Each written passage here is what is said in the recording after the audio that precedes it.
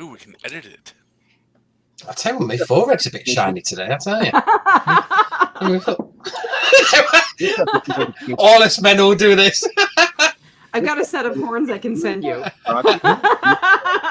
Headphones, go to tweakedaudio.com and use the coupon code Southgate to get 30% off, free shipping, and a lifetime warranty. Or you can get there through the link on our website, southgatemediagroup.com.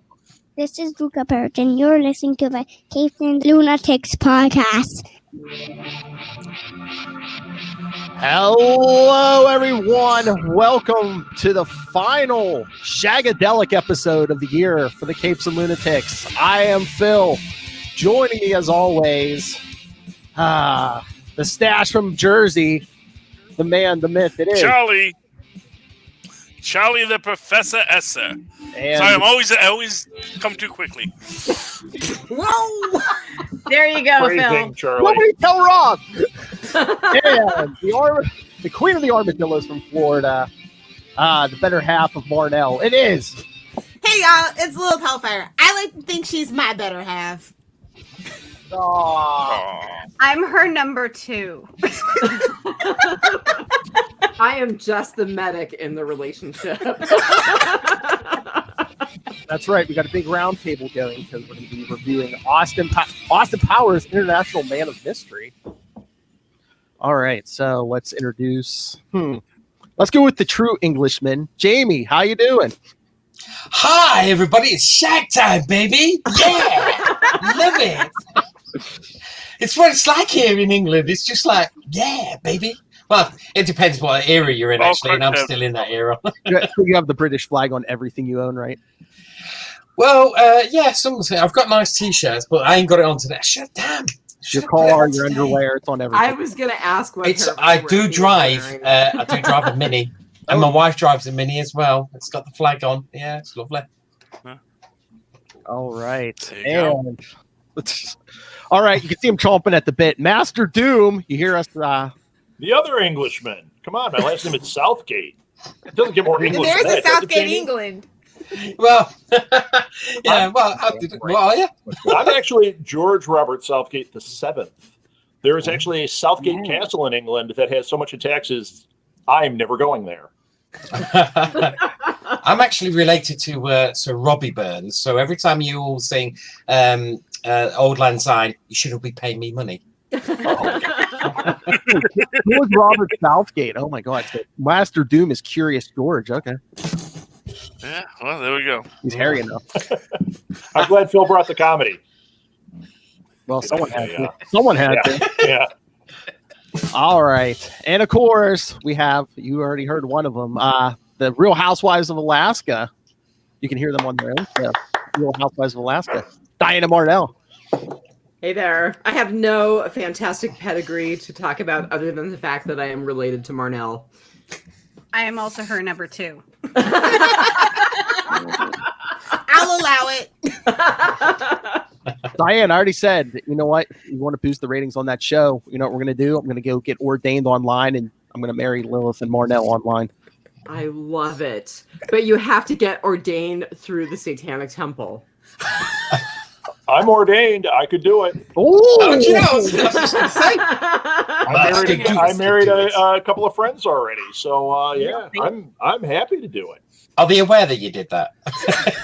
And Marn, all those people who are complaining about you not being married, you can finally tell them you're married. Hail Satan. Madam Satan. I'm married to this woman in Florida. I don't even know her real name. But I love her dogs. That's all that matters. And of course, another Walking Dead alum. We met him through Diane and Marnell. Steve, nice to have you back, Steve. Yay! Thank you. Yeah, baby. He's a man, baby. He sounds better than me. But yeah, it's been a while since I watched this. I just watched this afternoon for 1997. Seems so long ago, and it was. Yeah. Yeah. I have to say that was like the weirdest thing to me. When you know, we get the throwback technology, and then I realize, oh wait, that's not meant to be throwback technology. That was cutting edge at the time. Like, you know, when he logs on and it's like AOL, and it's like, oh wait, no, that's actually that was what we had back then. Yeah, what were back then we had AOL. What were you And talking that notebook was like this thick. what were you talking the big one? Was that like a Palm Pilot or something? It's like trying to shut it. And I was thinking, I honestly, because I watched it, I was like doing some bits. I was watching it, thinking, is that a prop or is that real? Oh, that was real. And because that was an Acer. Wasn't that one of the old Acers? I think it was. Yeah, I think it was when Michael York's on it, and all he's proper like. But I was thinking, where's his HD lead? Nah, how's it going? Where's his HDMI cable? We didn't have those back then. Oh, No. It was a. I like how every time stone knives and bearskins. every time Scotty entered the room, you'd hear from the other room his grunge music playing. yeah. That was fantastic. It's Scotty. I like it when he comes in, especially well, this is a bit further on in the film. I don't know what structure you got, but do you know when he's going like, I'm going to put him in that room and not watch him die, and he goes, hey, I've got a gun in my room, let's just pop him, let's just do it now, and he's like, no, Scotty, no. It just shows the evil genetics asserting itself. You know that Scotty always was evil. He just needed encouragement. Scotty, You know, and that's- Scotty and I would have made a good pair because what is the one thing that I complain about? Like your One evil thing. villain, One thing. your evil villain monologuing, and like I'm not going to watch him die. I will just assume that he does, and I will leave. It's the exact same thing we saw Fear the Walking Dead last season. Just saying. And let's be fair, Beta and Daryl when they had their big brawl. That's true. Yeah. Every one of those seasons would have been better with frickin' sharks with frickin' laser beams on the Agreed. Even Yeah. slightly ill-tempered sea bass, let's be honest. I think they're more than slightly. Nothing to mess with. Let's be honest. They headed that guy. They're a little bit more than slightly Yeah. ill-tempered. I mean, Did you guys watch the extras? I don't know if you watched it on Blu-ray. Yes. Where it showed. No. I mean, these were. Oh, kind of, no, I watched something different. Well, No. what they did is they showed there were a couple of things. There were deleted scenes, and then there were two alternate endings. Which the alternate endings had one kind of joke, and the rest was terrible. So I'm glad they didn't use those. But the deleted scenes, they had a couple of different things where you got to see what happened to the henchmen's family or their lives. So the guy who got decapitated, they show his wife in the kitchen. And the son comes in like, where's Dad? She's like, you know, he's a henchman for Dr. Evil. And she gets the call, Dad's been decapitated. No, it wasn't Dad. She was the one that got run over by the steamroller. The other one was his buddies were at a Hooters, and they were having a bachelor party. And they're like, hey, he's not going to show up because he got decapitated. I watched that film with those scenes in. And it was Rob Lowe was the guy who got the phone call. That was the number thing two. Yeah. I watched the version of the film I watched with those scenes added. So now when the guy, I did too. Did you? Yeah. It was probably a TV version, right? I downloaded it. Oh, I was like, Wait a minute. I own these. Wait a minute. I know. It came out when I was in like 6th grade. I was obsessed with this movie. That's like, yeah, and to keep with the spirit of the film, it took me 20 hours to download it on my PC. Can I just tell you, Lilith, it just made me feel really old. Okay. It's what I do. It's the only thing I can. We were podcasting this morning, and when we were done, she's like, oh, you're gonna go rewatch it. She's like, I know these movies off, by word for word. I do. Yeah, actually, we didn't see this in theaters. I wasn't interested. I'd see the previews, and I was like, yeah, it just looks like another one of those Saturday Night Live movies, which tended to not totally be very good. was not. Right, exactly. Compared to Wayne's World. When the second one came out, our friends were like, oh my God, it's so funny. So we went and saw it, and we laughed hysterically through it. So then we went back and we watched the first one. It's funny, though. We liked that, but Martha had no interest in reapproaching this one. She only wants the second one because she's like, if it doesn't have Mini-Me and Fat Bastard, I am not down Get with it. in my belly. But I will tell you another interesting thing. A lot of people criticize the second one because they're like, it's just a rehash of the first one. Watching this again, the second one is beat for beat this first one. So they really did steal so much, just copy it. But they really did. They gave you the time travel twist. But they made it funnier in the second one. Well, and I like Heather Graham better, so. Felicity Yeah. Shagwell. Well, do you know, when I watched it, I never knew that was Will Ferrell playing Mustafa. Never clicked. And even when I watched it, I was thinking, that don't look like Will Ferrell. But it is Will Ferrell. Yeah. And I liked it how Robert Wagner. Yeah. He's like, he's made that he's made the evil corporation the biggest. It was like he could have bought Google, really, couldn't he? This guy wants to run it back into the ground. Yeah, if they made this now, it would have been that he had started Amazon and Google. Exactly. You know? Yeah. Right. The other thing, well, because in the sequel he has Starbucks. Yeah. So, but the other thing is there was a deleted scene with number 2 at the end when he calls Austin over and he's like, sit down and talk. And in this one, I thought it was funny. I'm like, it kind of jumped. He goes, sit down and talk, and then Dr. Evil's like, no, and he kills him, right? Yeah. But in the deleted scene, he has a briefcase with $1 billion in it. And he's like, Austin, this is yours if you help me, defeat Dr. Evil or whatever. And then Dr. Evil kills him. And you're like, well, that kind of makes sense. That actually was a deleted scene that should have been there, as opposed to the other ones, which would have, they didn't really work. They need to bring him back. I think that scene was in my version as well.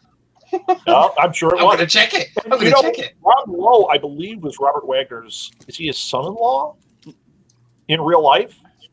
Ooh. I think they are related somehow. That's why he did. That's why he was in at this one. But in the second one, he did an impression of Robert Wagner that was so spot on that they put him in as Robert Wagner. Yeah, the younger version, the 60s version. I was actually kind of shocked at the people who weren't credited who were in the film. I mean, we all saw Carrie Fisher. Yeah. Tom Arnold. Yeah. Susanna Hoffs from the Tom Arnold's not Bangles. credited? Was in the, Wait, where was she? She was in the band. Yeah. So actually, Mike Myers, her, and somebody else, Matthew Sweet, toured around as a band before the movie. Yeah, and then Sherry O'Terry was in it. Christian Slater was in it, and then Rob Lowe, as you mentioned. I read through the IMDb, and I was like, I didn't see Christian Slater. Where was he? He was the security guard. Yeah. Oh, okay. That got Jedi mind tricked. Okay. Yeah. Okay. Also, I didn't catch him. Michael McDonald plays the guy who gets run over by the right as well. Yes, yes. I was going to mention band, that, but the band that they're in at the end, it's called Ming T. Yes. And they actually released 3 albums that it mostly became Matthew Sweet and Susanna Hoffs because Mike Myers went on to do other stuff. But there are 3 albums out there that are mostly covers of their favorite songs. Any good? Really? It's not bad. They're not bad, Because it reminded me of what is the name of that band? XTC. They put out 2 albums under a different name that sound like 60s albums. Yeah. And when I was watching Ming T, I was like, this is pretty cool. They're trying to do like, I can only think of the name of the album, Chips from the Chocolate Fireball. I can't think of the name of the band, but it was XTC basically got challenged. They were like, your stuff sounds like the 60s, but you couldn't have sounded that good if you were in the 60s. So they used actual equipment from the 60s. Everything is that. And then they wrote the songs to sound in that style. And I swear to God, it sounds like it's a psychedelic album right out of the 60s. It's fantastic. It's pretty cool. I love Matthew Sweet. I didn't know he was involved. Yeah. I had actually forgotten, and I had to look him up, and I was like, oh, he did that song Girlfriend. Okay. Girlfriend is the best. Yeah. The band, it's Austin Powers, and then Susanna Hoffs is a character named Jillian Shagwell. Matthew Sweet is Sid Belvedere, and then Stuart Johnson is the drummer, and he's Manny Stixman. And then the last member is a guy named Christopher Ward, who plays Trevor Agberth is his name. So they like created fake names fantastic. and identities and everything for the whole group. Yeah, it's pretty cool. You can get all their music. It's all available on all your normal. That's places to cool. find it, so.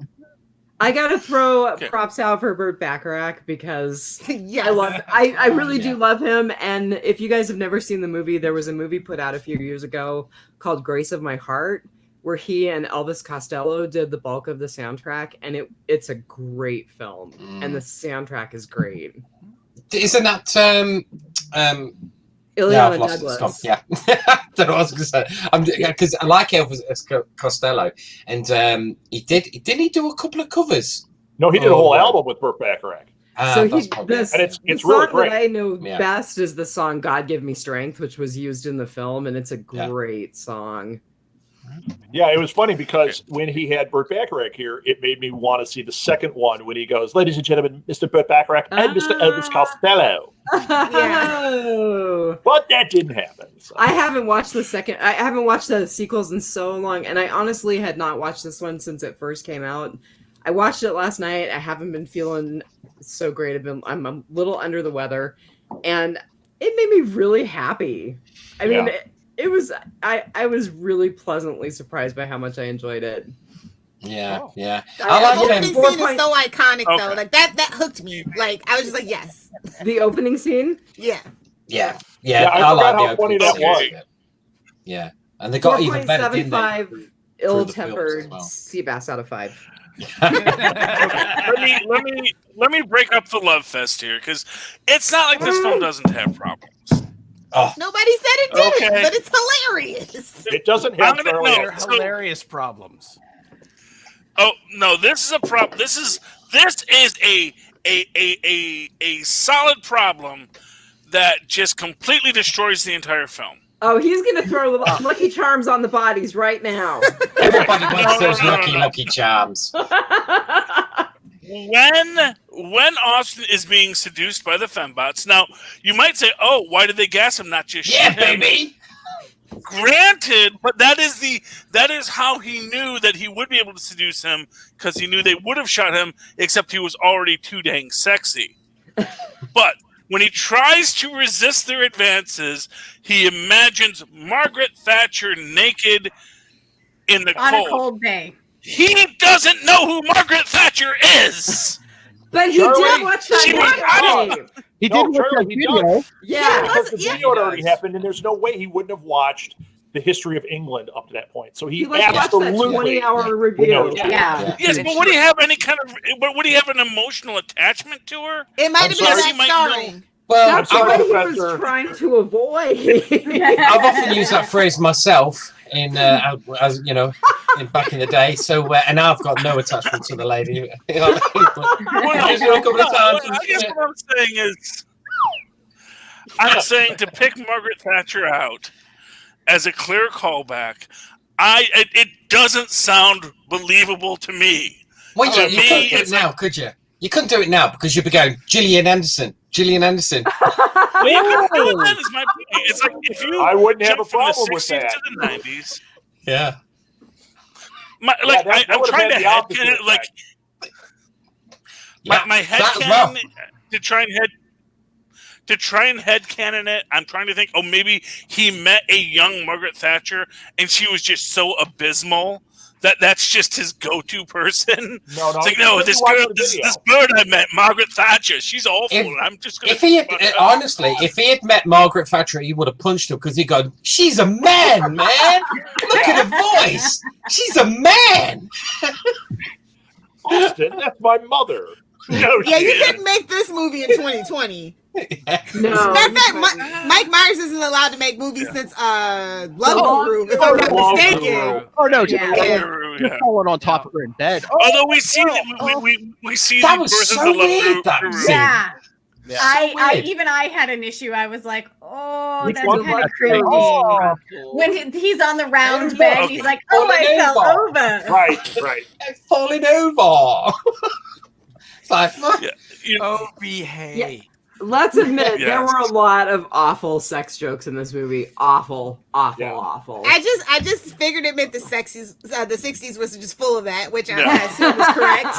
Just to be fair, okay, I watch a lot of Laugh-In right now because it's on Decades, and I leave the TV on when I fall asleep, and that's like one of the channels that comes in. It seeps into his And brain.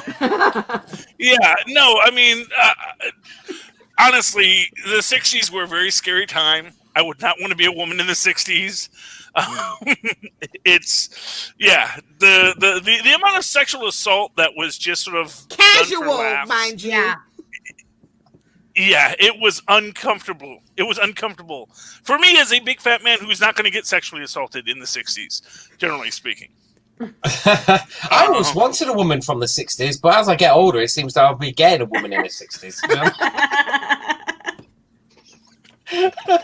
But this movie was originally released on May 2nd, 1997. So this was our MCU movie for 1997. Because the sequel had Steven Spielberg in the beginning, didn't it? And it also had Tom Cruise. Tom Cruise was that the third one? That's the third one. Because the intros got bigger and bigger, didn't they?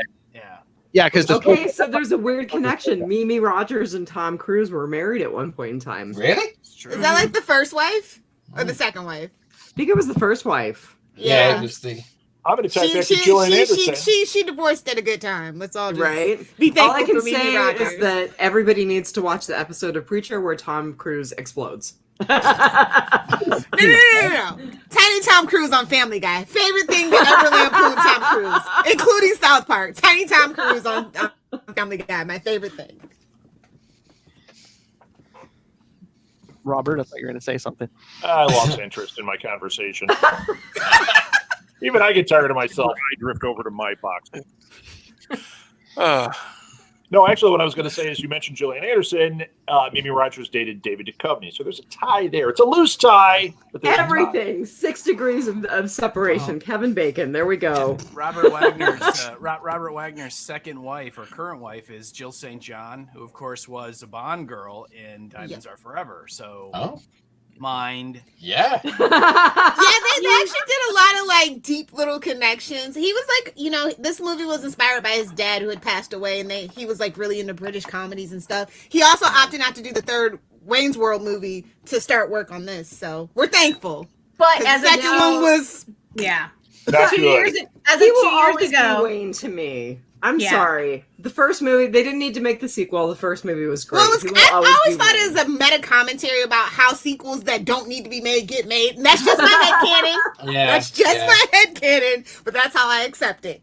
As of 2 years ago, he was still talking about making another Wayne's World, or not another Austin He's Powers. trying to get Dana Carvey some work. Leave the man alone. No, an Austin Powers 4, but he's like, he was on the Gong Show.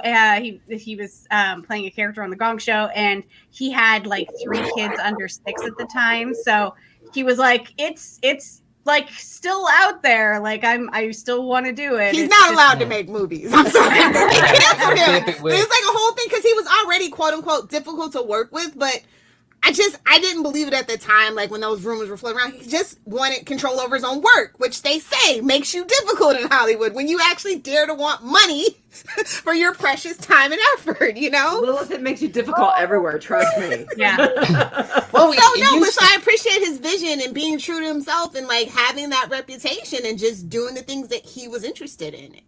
I think Austin Powers would be a very different movie if there was so much interference. Well, didn't he start it? Because he actually started his career in England, opening for Saturday morning kids TV show for this guy called Timmy Mallet. Mm-hmm. Dreadful. Timmy Mallet brought out this record in the 80s called Teeny Weeny Yellow Polka Dot Bikini. It was like a remake of that. Yeah, and he was on that. But when the kids were all, as they were filming the show. Mike Myers would be the opening act to get everyone all riled up for Timmy Mallet to come on, and then of course he just had nothing. He was the hype man. Oh my god! So I can fill in the blanks. We all got to start somewhere, Lilith. I'm pretty sure. Let me just Google it to make sure. Yeah, Mike Myers went to Second City here in Chicago. He was in Canada, and then he went to Chicago. Yep. And so this must have been, what you're saying, Jamie, must have been just before that. Because that's when I was done with classes and I was putting together an improv group. I saw him on the stage at Second City. Literally the funniest person I've ever seen on stage. I mean, and I've seen a lot. Literally, no question, the funniest person I've ever seen on stage. He's also microscopic. We stood in front of Second City. There's 3 steps going up. I stood on the ground. He was on the 3rd step, and he was still shorter than me. We all can't be 6'2", Rob. Okay. Just I'm actually no short shaming in this house. He couldn't wear your big heels. I'm actually going to point out that Mike Myers was actually a successful child actor in Canada. Really? Long No before one cares he came about down Canada. He was a commercial actor. He used to get ribbed horrendously, according to him, by his brothers and classmates because he was the kid in the Canada Power ads. Nice. So he was, yeah. How you gonna make fun of a kid making money? That's what I want to know. Right. Clearly, he should have moved to LA. I'll tell you who's will let jealous kids do. So I had actually asked Mike if he would be in my show, and he said yes. And then a couple weeks later, he called me and said, "He said I can't do it." Well, you know why? He said Saturday I Night just Live. auditioned for Saturday Night Live, and I have to go to New York. Robin has Wow. missed chances. And I I'm swear like, it could be a whole are you podcast kidding? about it. No, I've got 2 others from Saturday Night Live that were similar, the but this one was huge. No, And then he I'm got not- there, and I didn't like him on Saturday Night Live. I didn't think he was funny on there at all. After I'd seen him, and I was like, he's going to be great. And I was just like, wow, I don't see what was so funny. When he was in Chicago, my God. My question is, has Saturday Night Live ever been funny outside of the digital sketches? I mean, as a 90s kid, I don't know. I mean, I know like the sweaty balls, and that's about it. Like, I thought it was really funny. I'm a Mad TV girl. I Hashtag can't stand breaking. it now. I can't stand Saturday Night Live now. Ugh, it's awful. It's awful. Yeah. No, But kids- just kids in the checking hall at what you were FCC saying. where it's at. Yeah. I do have to say, sorry, Jamie, Rob, Oh, really it's- fast. I loved the way that he inhabited Austin Powers. He was wonderful, totally hilarious in this film. Yeah, Oh, yeah, and it was. It Dr. was a Evil, love is, letter to his Sorry, dad, Jamie. so it couldn't be anything but. Dr. Evil is one of the best characters ever, too. Oh yeah. Just quickly, just whipping back. Let me just say, it was in that TV show in Britain was called The Wide Awake Club in 1986 to 1987. So I don't know why he was over here doing that when he was over there doing that. You know what I mean? Yeah, I no, just it was can't get 86, past Timmy Mallett. That would have That's been right. before, Timmy Mallett was awful. before he came here when I met him. So that was just Yeah. before that. Yeah, because before it was in John and Yoko, a love story as the delivery boy. Well, The man actually has a huge career. He could have been just one of those faces had he gone into Rob's comedy troupe and just been one of these guys who just was always in every show. Yeah, and you never heard from him again. But you'd always see him show up. He'd be on Law and Order. He'd kill somebody. It'd be great. He'd be in for a couple episodes, but never got that big break because he said, "You know what? I said yes to promised Rob. Rob I was going to be in his group, and I'm going to go do that." To heck with you, Saturday Night Live. A man's word is his bond. And you say? that's an alternate universe. A very sad old Trust me, actors universe. make choices like that all the time. You know, there's a lot of great actors who Well, just wind on up this in that film, spot because they're nice. This film originally, Mike Myers wanted Jim Carrey to play Dr. Evil, and Thank God he didn't. was going to, Yes. and then eventually he said, I can't because I already have an agreement to make a movie that would eventually be Was it Cat in the Hat? Liar. No, it's Liar Liar. Oh, So, okay, middling. Okay. so instead, then Mike Myers decides to do this impression of Lorne Michaels, who is the guy who created Saturday Night Live. That's basically who the Dr. Evil character. Oh, That- Right. that's if you've Yeah. ever seen funny. Lorne Michaels, that's him. So Has he got the scar down it? yeah, he's got It's the also scar the and the second. cat. It's the second Lauren Michaels impression to hit the screen. Yes, that is true. Does anyone know what the first one is? Was it Dana Carvey doing something? No, please, Dana Carvey. That definitely wasn't in this. Yeah. No, it was Brain Candy, Kids in the Hall. Oh, really? The head of Stummies is doing an impression of Lorne Michaels. Yeah. Everybody. Oh in the yes. room. Okay. Yeah, I heard him interview. Yes. He was like, yeah. And then what was funny is he got hired to Saturday Night Live after that. He was like, this is career suicide. They'll never hire me because I'm doing this Lorne Michaels impression. And then he got hired to Saturday Night Live. That is a true story, man. Yes. Amazing. The Talk other about, I guess Lorne Michael likes it when you make fun of him. So It's punching up. He knows it. It's fine. You can make a money. Can't look like a poor sport. Right. Do you know, Dan? When you said about Cat in the Hat, when I was watching Austin Powers, I was thinking, man, that his Cat in the Hat is Austin Powers, just in a cat suit. You know what I mean? It's 100% the same character. Well, he even 100%. comes on to the mom, and Cat in the Hat even comes on to the mom, and it's like, ew, what is going on here? Who let that be made? Dr. Seuss rolled over to his grave on that one. You were Randy, Mom. Oh, that's well, his wife needed to cash some checks, so it works out. I might have met him for Wayne's World. I might have liked him during Austin Powers, but I absolutely fell in love with him doing Shrek. So I'm a '90s kid. What do you say? There you go. Right. Yeah, absolutely. I got another tenuous connection. Hold on. Get this. The very first, when I first went to Second City and was in their training program, it was actually like an offshoot training program. The very first class, we had to do a thing where we sat across from people and we did our whatever, meet each other and blah, blah, blah. And the woman I sat across from, she wasn't in our class for very long. I met up with her again later, and then it turned out she was dating Mike Myers. And she's the one who became his wife, and it was her mom that he was doing the impression of when he did the verklempt thing. Oh, how funny. Ouch. So that is another weird, tenuous connection. Like when I met her, she's like, "Oh, I'm dating him now." I'm like, "Really? Can you tell me swing by? I got an offer for. So in other words, don't meet me. It is career suicide. I bet you've got loads of stories like that, Rob, haven't you?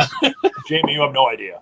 I'm telling you, Rob, you should make that a Patreon podcast. Missed Encounters with Rob Southgate. We play 6 Degrees of Rob Southgate here all the time. Yeah. And it's I funny see the logo now. Now that Molly did a feature film with me, we play 6 Degrees of Separation from Molly Southgate, and she's within like 2 of everybody. Oh, that's funny. It's crazy. And I'm going to give a shout out, co-star of ours. You guys haven't seen the movie yet because it hasn't come out, but we're in a movie called For Profit, and Bert Bolesco plays a DJ in it, and he just passed away. So, moment of silence for Bert. Great guy. And that's the moment. But that just happened too. So this is the first time I've been able to talk about it. That's awesome. And Chris from Blue Box played his DJ assistant. So I just keep giving Chris crap that he, was trying to up his IMDb ranking, but it's not going to work. Could be worse than the cameo on Jingle All the Way. It'll be all right. Cameo. Lilith. Lilith in this movie, it might be. Hey, I'll tell you now, I'm writing a proper sequel to Jingle Away where God, Rob is the guy that's taking the vintage toys. Did you see the sequel, Jamie? The one with what's his name? The Get Her Done. That guy. Yeah, Phil, from you probably love him. the Meter guy, isn't it? Mater, him. Yeah. What's his name? Oh, it's awful. Oh man. Could you imagine being the James Bond movie that comes out after Austin Powers? Could you just imagine? Oh god. Like even Daniel Craig kind of spoke, and I'm like, no, as much as I love Pierce Brosnan, y'all know my James Bond, y'all can fight me. Really? No, it was. They did become a little more corny. And even though I don't like Daniel Craig, they are more polished than. Oh, the Daniel Craig ones are awesome. Yeah. I'd much rather watch Daniel Craig. I might have to fight you on that one. He actually said in an interview that Austin Powers ruined James Bond, and that's why Casino Royale is so dark and gritty. Because we're doing the Batman Begins for the James Bond film. Right. So and let me hit you in the grundle with this sack of rocks, Rob, just so you know, I too am a graduate of the training center from. Oh, way back! Nice. Secret handshake. The other one? The other one before training center. What was the other one? I was just, I don't know. I got my diploma on the wall over there. It's a Second City Training Center. So. Oh, they didn't have paper when I was there. Back in my day, we did it on a handshake. The only thing I have tablet. Tablet, yeah. Phone tablet, yes. I have a couple of college degrees. I have a piece of paper that says I'm an ordained minister, so I can marry you guys. And I have one that says I'm officially a Jedi. So I've got the same one. I'm a Scottish lady. I bought Are you? land. I'm Yeah. a member of the Satanic Temple. nice.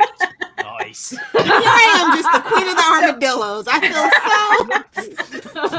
So if anybody's wondering, this is what a lady acts like. I'll allow it. Doomed. Matter of fact, that's the template. Why do you bother with the mug, Marnell? Because She's on camera. She's a lady. Did you just not hear her? Because she doesn't have a problem. As long as the mug's there, there's no problem. The rum is almost gone. We may need to wrap this up. Yeah. It's only been 35 minutes. Look, the truth is, it was this tea or Dayquil because I'm pretty sure I got the COVID. Oh. No Tinder hookups for anyone until we have a vaccine. None. Zero. Zilch. Well, no Tinder hookups, period. Get off of Tinder. Right. Use Bumble. I'm not on Okay. Tinder. It was my dumbass medical assistant. Yeah. Is Craigslist okay then? Craigslist doesn't have that anymore. It's been a while. So Dan, here's the question: Is it a productive cough or an unproductive cough? At this point, it's just a sore throat and nasal congestion, but a definite exposure. So, Oh, it's an exposure, but that's not the same. Trust me, I went to Connecticut this week, and went to a bar. So we've all had exposures, but you and Marnell. yeah. Hey, I'm not at the bar. I'm so disappointed in you guys. Charlie said cough. I feel like I want to cough. No, it's not The thing cough. is, Okay, when you're so around here's the thing. anyone and you just go, everyone goes, like, you got So COVID. You here's go, the no, thing. it's just a cough. Oh, okay. COVID is an unproductive cough, meaning that you cough, but you don't bring up phlegm. Who's gonna tell them that they ain't into the medical field? That's everything I've read about it. He's mansplaining. And there's actually a thing that the COVID cough does have a different tenor because there's nothing for it to bring up. Your body's not producing phlegm in the COVID cough. So I'm not buying this, Professor. It's a dry cough. I'm going to say he's S-plaining now. Yeah. Rob, look at Rob over here coining terms and whatnot. What I do, mark my words. Look it up. A symptom is an unproductive cough. Mark my words. Cough is not. Hey, that makes my life easier. Could you follow me around and do that, Bill? So I want to talk about the theme song for a second, which is so iconic. Quincy Jones. Yeah, it's actually everyone. Yes. No, I Everyone thought it knows was George it. Clinton. It's George Clinton. Yeah. He's No. the music supervisor for the movie. No. It's not. It's Quincy Jones. Yeah. It's a song from Classic. Yeah. a song from 1962 called "Soul Bossa Nova." And Not to be confused with the Sanford and Son theme song, guys. Come on. And then George Clinton redid it as the Austin Powers theme. But you Right. know also Okay. where this is from. It was used in another movie. The Soul Bassanova. Catalina Caper? It's been Nope. it's been used in Austin a bunch- Powers 2. Yeah, but an older one. It was used in Take the Money and Run, I think. There's a scene, and it's the original version, the old Quincy Jones version. I was watching it, and all of a sudden I hear da-da-da-da. I'm like, wait a minute. Yeah, it's been used a lot, but those were the two big ones: the Take the Money and Run and Austin Powers. And now everyone thinks of it as the Austin Powers theme. Right. Yeah, Well, because he redid it, and now it's the Austin Powers theme. it is. Right. Yeah. That was back That's how when it goes. The white man taking things away. That's right. Wait, is George Clinton a white man? Oh no, for the Austin Powers franchise Yeah, is what I no, mean. what I was going to say is that was back. Some artists are litigious, and they don't like people making riffs, and other people aren't litigious because But they Quincy understand. Jones is a jazz musician by trade, so he Yeah. kind of Exactly. It's like Quincy Jones is like, hey, I stole half that myself. So what am I gonna say? some guy at a club one night. Yeah, absolutely. Yeah. If you go on YouTube and you search for theme tunes you never knew but knew, And that's one of them. It comes up with the Quincy Jones and that with the Austin Powers. It's literally the first one. You go, oh yeah. I know the tune, didn't know where it's from or who made it. It's one of those things. Well, I learned it. I didn't actually know what it was. I knew I'd heard it, and I was trying to find it. But I was having a conversation with Jack, who used to be my co-host on Enough Said, and he's a professional trumpet player and everything. And he said, that he's had to play that a bunch. He goes, every time it's a fun chart to play. He's like, I love it. He goes, the whole time all I'm doing is yeah, baby, after every note. Yeah, baby. Andy. Is Jack a jazz man, or is he more of a marching? Is he more a Sousa guy? How dare you, Charlie? As a jazz man, that is an offense. He is a jazz man. That's what I said. I thought he was, but I'm thinking, I shouldn't marching band. I shouldn't presume that every trumpet player is a Sousa guy. No, Jack is a jazz. What an oddly stereotypical thing to be stereotyped for. You're weak. Okay. The bar's still open, Charlie. Cornet player, but Charlie, you need to watch The Five Pennies with Danny Kaye. Oh, that's a good one. The Five Pennies? Yeah. It's a good one because it's Danny Kaye. He's always fun. Exactly. He's Danny wonderful. I love Danny Kaye. Oh, yeah. Really good actor. Yeah, like him. I always liked his fantasy ones. With the poison. The pestle with the vessel is the brew that is true. Yes. And unless we have to switch it to the dragon with the flagon. Poor now we're completely losing Marnell because she's like, Danny who?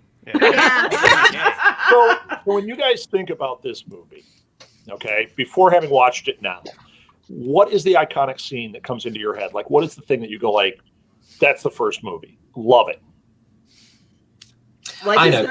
Do we each get our own answer, or is there an answer? No, I want you guys to go into a room and talk about it. Come back with a collective answer. Diane, you should have tea in that mug. I'm going to say this, and this is the sad truth of it is the iconic scene from Austin Powers. It's the introduction of Mini-Me, which isn't in this movie. And I think that so much of what becomes iconic about Austin Powers is not in this movie. Because I'm sitting there waiting, when does Fat Bastard show up?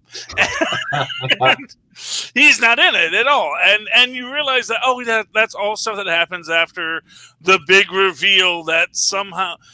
Honestly, I'm watching this movie and I'm trying to find some lore in canon. But throughout it all, it's but that kind of undoes the canon that we're going to see later. It's when we get to the group therapy session, and which I think is one of the best scenes in it. Is the group therapy session. Gotcha. And so right there, that's going to be kind of my iconic thing. Because again, it is this idea of conflicts of the 60s and the 90s. But at the same time, I'm thinking, I see how they're kind of setting up what's going to happen next. But kind of like Star Wars itself. They weren't setting up what was going to happen next, because everything they do in this movie is completely countermanded by everything that happens in the next 2 or 3 movies, however many there were. I don't know. For me, because it's me, guys. It's the end of the movie, The Penis Pump, where he defeats the guy with the penis pump. Baby, it's not mine. You know what I hate about that is that's not how penis pumps work. I will I'll trust you on that. You need a seal. I just assumed it pumped up like a tire, like a bicycle tire pump. I don't know. That's not how those. That's not how this works. Okay. First off, I read a lot of porn. And there's no shame in that. First of all, you read?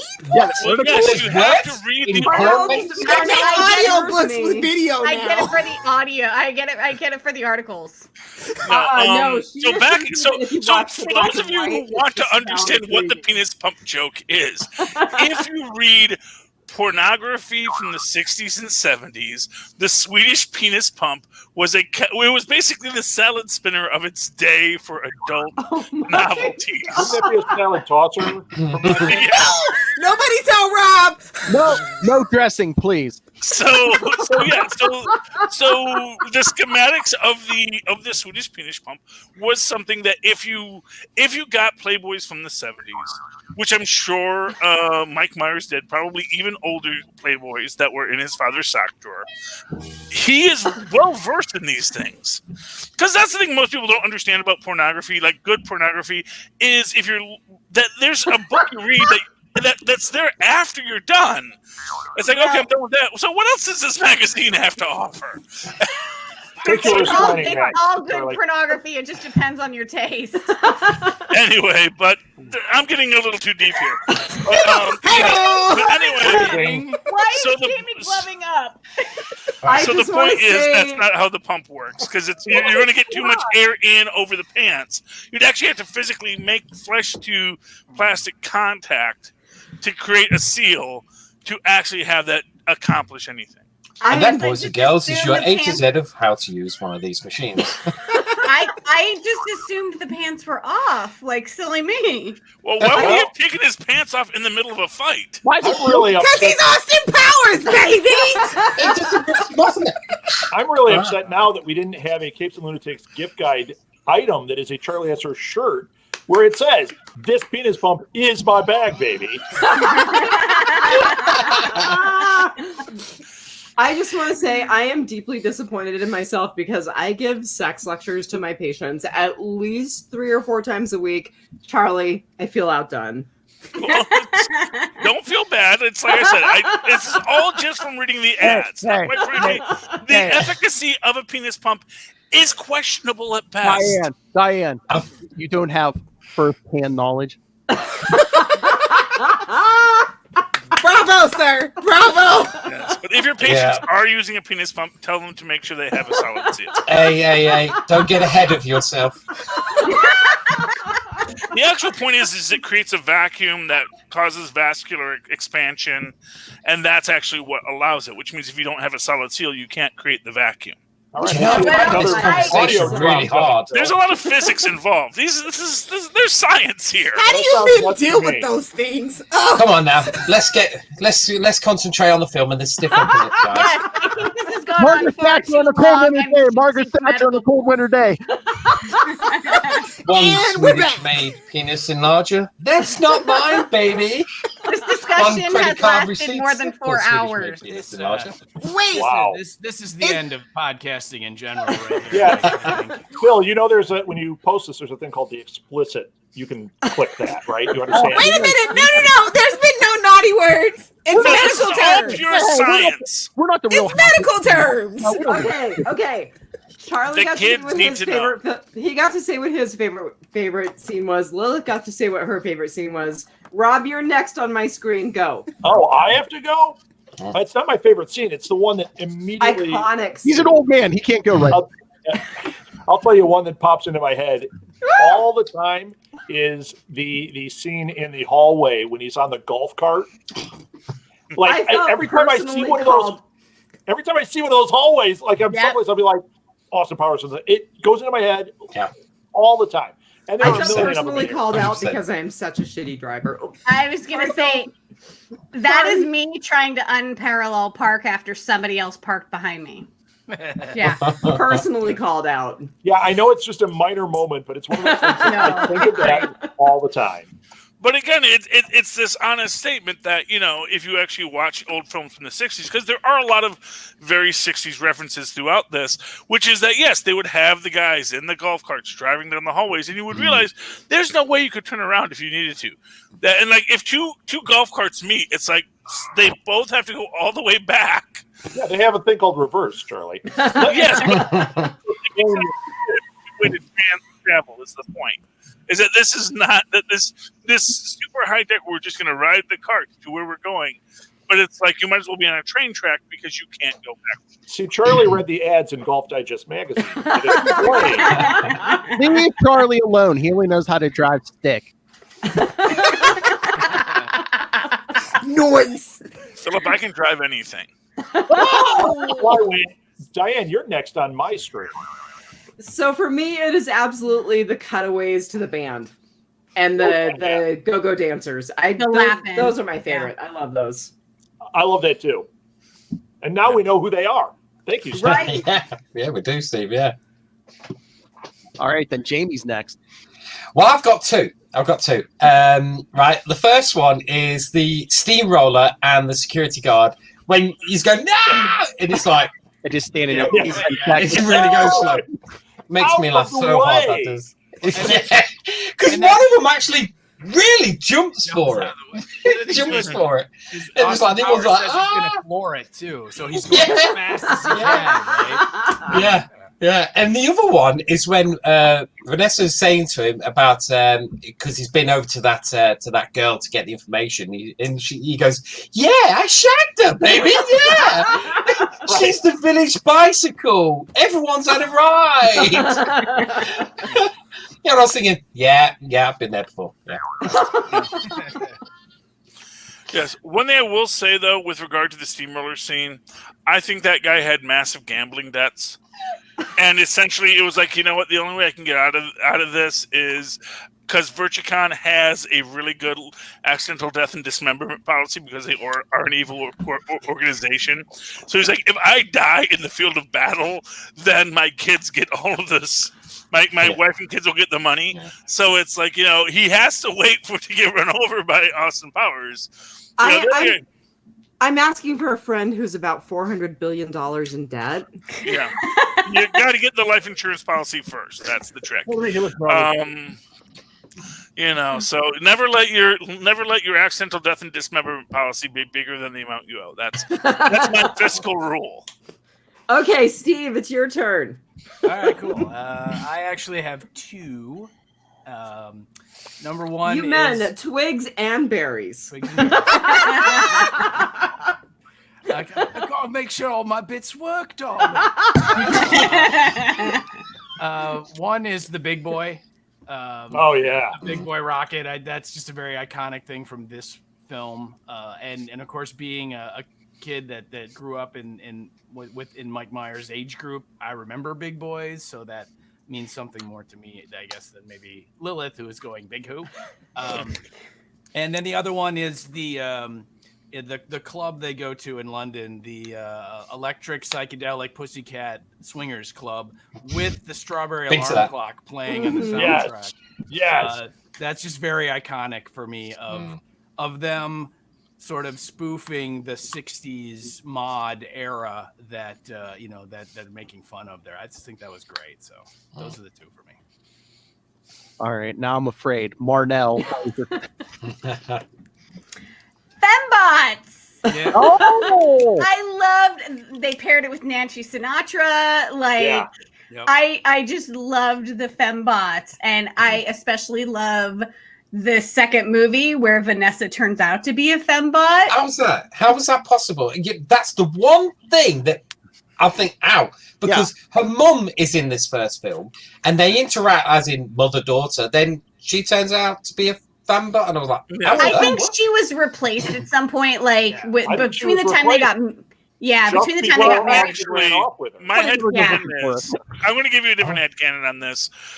Essentially, because she never had a child of her own, when they first broke into the fembot location in the 70s and found this baby fembot, she was able to raise it as her own after they blew up the facility because it bonded to her. And so it was always a fembot waiting to be activated, but they thought they had deactivated the fembot. So you're saying that it grows? It was a baby and it grows organically? It is. Have you never seen Terminator? They build the robot. I was going to say, what is this, some Westworld crap? Charlie, hey. You should start right for Disney and Star Wars. Rossum's Universal Robotics. The robots were actually organic beings grown in vats. So, and if you ever saw Star Trek, man, when you see the baby Borg, they had Borgs in baby incubators. This is a thing, man, and they grow into what they're going to be. Because you can't just make a fully functional. Yeah, but the Borgs were human beings, and they attached the robotics to them. But maybe she did raise it. I'll give you this, Charlie. Maybe she did raise a baby fembot makes no sense, but let's go with it. And they took the chip out and they put it in the adult fembot that looked like Mrs. Kensington. Yes. And that's how we ended up there. I don't know, man.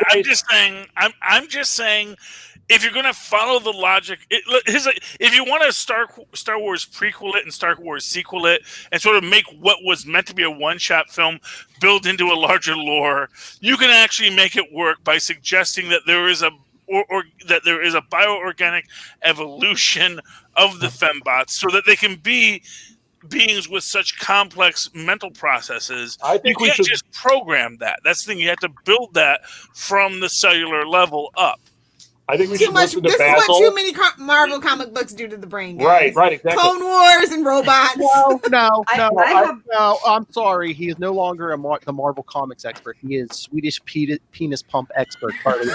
Yes. And I'm afraid I'm going to take us down Penis Pump Road again. But Phil, you have to give your favorite.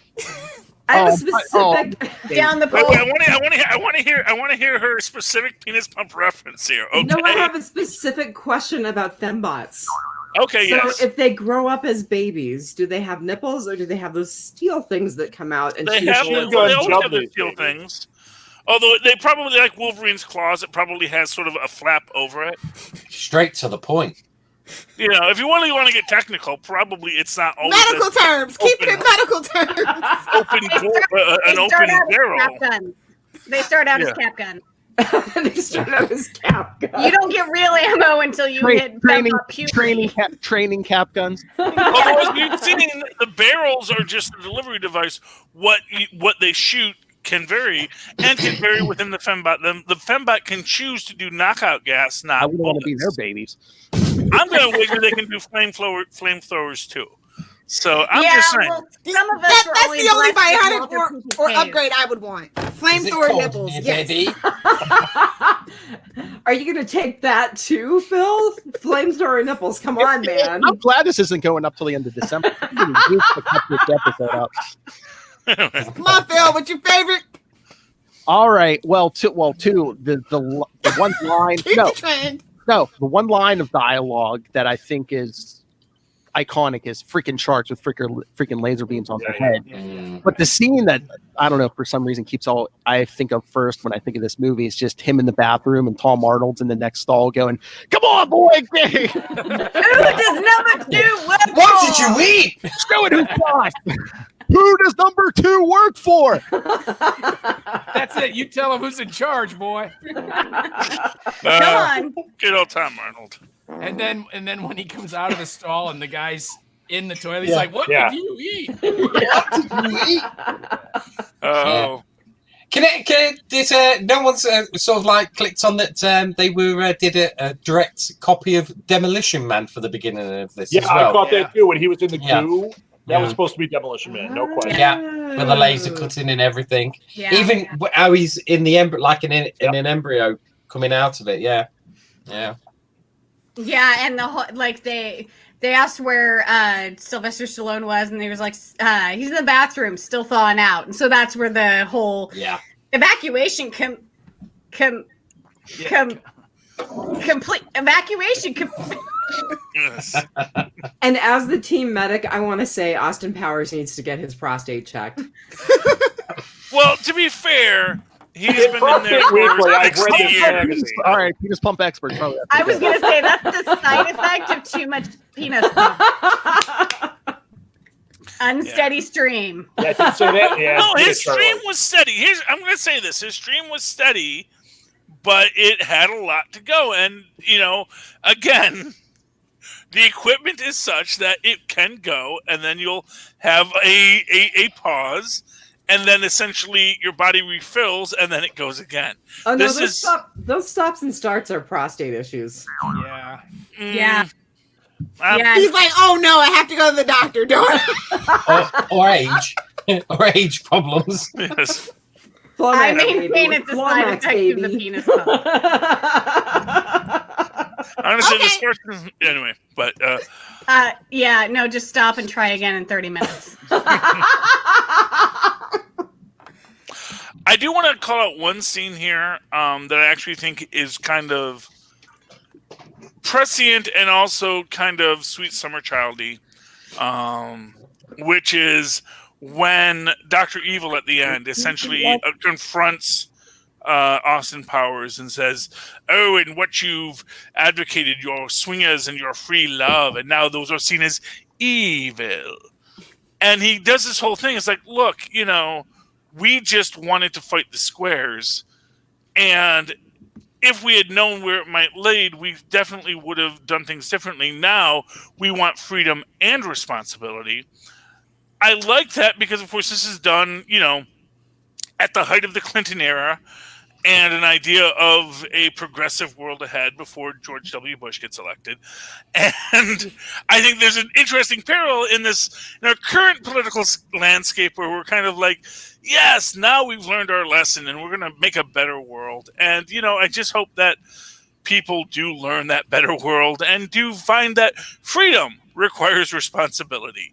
And we can find that middle ground to have a free, responsible, productive world in the future. So what you're saying is, with great power comes great responsibility. Take a drink, Future Lilith. She got me. I know. Your wife right there that just said that. She got me.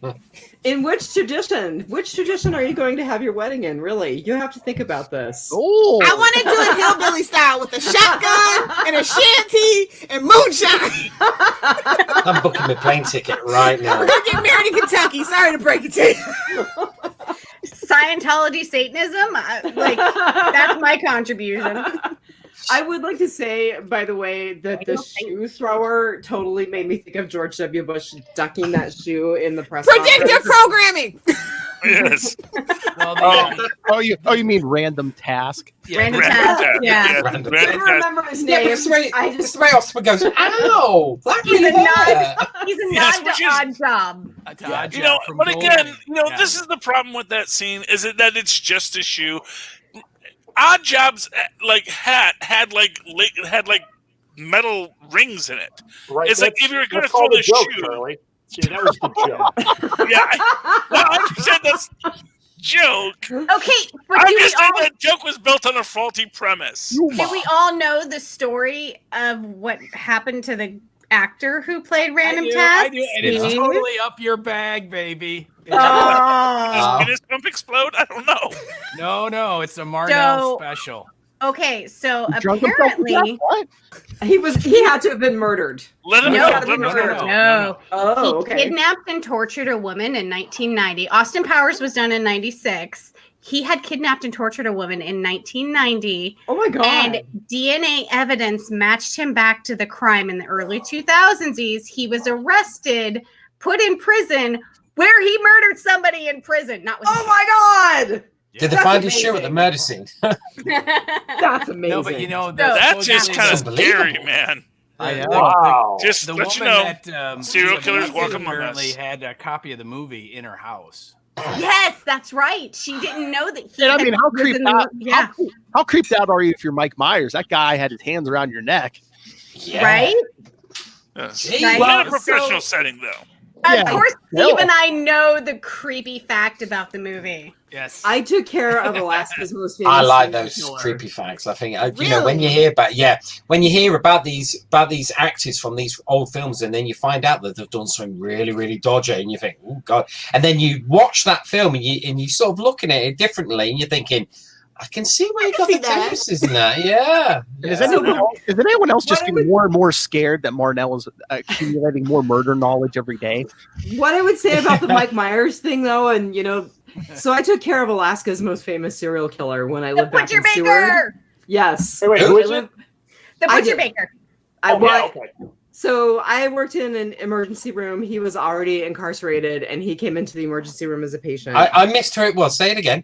His name is Robert Hansen, and he kidnapped and took prostitutes out in his private plane and then hunted them like animals back in the 70s and 80s. There was a movie called On Frozen Ground that was made about him. Yeah. Yeah. Okay. So this is the guy who had the pig farm then. Yeah. No. That's the guy He just disposed of the bodies. But anyway, so the thing is, I took care of him. I was completely freaked out. I went home. My soon-to-be ex-husband, who was a prison guard at the time, looked at me and said, "Why were you freaked out? You're not his type." So I would say the same thing to Mike Myers. You're not freaked out. Why are you freaked out? You're not his type. Yeah. God. Talking about mass murderers, one died today in England, and he was a mass murderer. Yeah, the Yorkshire Ripper. He died of COVID. Yeah. Wow. Thank you, COVID. The one good thing. He spent 40 years in isolation and still died of COVID. Wow. It was probably MRSA. They just don't want to tell you. That's what you really get in prison. Well, you know. Well, Alaska's biggest hospital just ordered a mobile morgue. God. So I told my sister last night that if I end up in the mobile morgue, she gets to hunt down my new medical assistant. Yeah. Because this is her fault. She has the knowledge. She does. And there are so many places to dispose of a body in Alaska. Yeah. Allegedly. Not to be rude, but do you really need a mobile morgue in Alaska? So because the land's more protected than the people. The bears are still active. And with global warming, we have these horrible freeze-thaw cycles. Yeah. So freeze-thaw. Yeah. I was gonna say, it's like here we need, because my wife works in hospitals, so she knows all about mobile morgues, but it's like that's because we need the reefer trucks. But it's like I will say, adding to Marnell's base of knowledge, sled dogs, if you cook it in a cook pot, will eat anything. No, of course, the more you know. I mean, most people would too. I'm going to start taking these notes down because this is good. Okay, so something more my line of knowledge. I want to talk about the gun he uses. It's an acronym. It wasn't made for that time. Really? Well, which time? The 60s? It was a year late. Maybe it was the same gun, wasn't it? Well, that was for the American market, so it was like abolished. And I was just like, they say it's the same James Bond gun, but it's not. It's just off by a year. It's little different things you can notice. Yeah. Okay, but maybe he got an early model because he was the he did the product testing. Agent. Nobody wants to test American guns. They're not good. They're not good. Yeah. Don't See, ever but be Austin doesn't even use his gun. He just does judo chops. So of course, I don't trust the gun. Yeah, baby, I'll test the gun. That sounds like fun. Headcanon it, Lilith. Headcanon it. Get your no prize. Not when it comes to guns. No headcanon allowed. No. It's my passion. They did the whole X-Men Days of Future Past. The second movie with the time travel covered all the anachronisms from the first. Exactly. I thought that was kind of funny, actually. And actually, as Basil said in the second movie, don't think too hard about it. Yeah. That's what they said about the penis pump too. For the second, didn't they? Yeah, for the second film, they actually filmed a special teaser that reflected like a sequel to Return of the Jedi. Yes, it was an amazing the Emperor's one. chair. And it's something like, if there's one film you've got to see this year, and you see the chair, and he goes, "Well, you're expecting someone?" Yeah, well, you hear the breathing, and you see the chair and everything, and then it turns out, you're expecting someone else. Yeah. Amazing. That was specially filmed for a teaser, wasn't it? Especially filmed. Yeah. Okay, foreshadowing. Favorite foreshadowing. Austin's glasses are modeled after the ones worn by Michael Caine's character, Harry Palmer, from the Ike Crest file. Just saying. I like that. It might have been coincidental, but I'm just going to say foreshadowing. I like speaking English. I'll go with foreshadowing. I think that was such perfect casting in the third movie. I think that was like Mike Myers' dream. He probably saw those glasses, like, those have to be the ones. And then getting Michael Caine in the third movie had to be like a dream come true. And Michael Caine wears the actual glasses he wore in those movies. Oh, did he? Yeah. Easy peasy lemon squeezy. That's because the glasses that he wore are actually his prescription glasses. Oh, in real life. Yeah, that makes sense. That's why he wears them. When you see him in all these films where he's not got the glasses on, he's wearing contact lenses, or he's got none in, and he has to keep reading stuff and doing his lines. Do you think he wore those in Jaws 3? That's what I want to know. Jaws 3. See, I stopped at Jaws 2, the good one. Oh. How was that the good one when it's not even in 3D? I was gonna say yes, Josh. The 3D one. I watched that in 3D. I did too. I that's paid pretty money to see that in 3D. I loved that in 3D, man. The hands floating there. That was the coolest shot in any film. That's right there. It's and early plus, you in, can recreate that bit with the shot coming towards you with a plastic shark. All right. Enough with fake sharks. Okay, more now. How my shark? Yeah, because we couldn't get. Yeah, we couldn't get sharks. I don't see 3D anyway. Oh, sad, isn't it? No, Did you get LASIK? It's because mine and Diane's brother hit me in the head when I was little with nunchucks. I have a scar right here. Oh, that really hurt, baby. You really did. So remember one of my eyes looks in a slightly different direction than the other. You can't see it unless I point it out, but my brain has turned that eye off to the point so that I don't see double vision. You lazy-eyed creep. I'm gonna have enough now, baby. Sisters are mean. I'm glad I'm an only child. I wondered why you were looking at Phil and me at the same time. Why did your eye drift over to my box? Wait, where's the drop? You're gonna leave my wife alone, sir. Jamie, that's actually the alcohol, but we'll call it the lazy eye. That's the new podcast, Lilith and her cross-eyed bride. Oh, I'll put that on. Damn name. That's a Patreon special. I can't censor myself that much. You guys want to make that show? I'll put it on. Why were you looking at other women? I can't help it.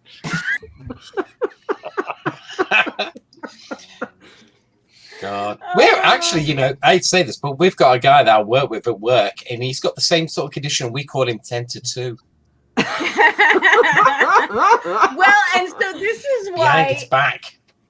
this is why the golf cart scene resonated with me, is because I have very poor depth perception when it comes to like parallel parking my car. So yeah, backup cameras for the win. All I remember is lots of blood and a trip to the emergency room that night. I remember that well. Back in the day, they used to topically numb people with cocaine. So I have They tried still cocaine use it in my for life. LASIK surgery. That's my bag, baby. Yeah, baby. Yeah, baby. I wonder why I have such addiction issues. Wait. They put it up there. So as a kid, you were a cokehead. I was cokehead. Get out, Philip. It's still used for any eye surgery. I know this because that's what they gave my nephew when I pushed him down the stairs. Wait, what? Hey, you can't powder coat this. It was years ago, but but it is anytime they do surgery on your eye, they give you cocaine. It's really good for that. Oh, So I have LASIK. I don't know It's what good that for glaucoma too. Oh no, wait, that's something else. no, that's TCV. That's a different chemical and has different effects. But If you watch Fear the Walking Dead and you live in Texas, it's good for anything. Hey, I'll take Fear the This Walking movie's Dead. so old it came out on VHS, guys. It's old enough to drink. This movie's old enough to drink. Oh, God. It was actually, I believe, the first DVD or DVD that I bought. Is it? Wow. yeah, I won a DVD player from Independent Film Channel, and they didn't send any movies. And this one was there, and we hadn't seen it yet, and it was on sale. And I went, I'll buy this. And that was the first one we watched. Were DVDs like $40 back then? I don't even know. No, I think they were generally $20 is what they came out at. Now you can get them for $3 at Walmart. Even free. The only one I ever bought full price was the movie Trekkies. You guys ever see that one? Yep, I've seen it. It's an amazing movie, and we kept telling people about it. Yes, Yeah. we kept telling people about it, and then I finally saw it in a store, and I was like, I'm buying it. Now, I mean, it's you can get it anywhere, but So So Rob, the you woman actually who works in the Kinkos in that movie, who goes to work in the Kinkos in her next gen uniform, and Oh, my God, that's awesome. there are some interesting folks in that documentary. so you know the guy in that movie that rides in Captain Pike's thing, and he rides down the street.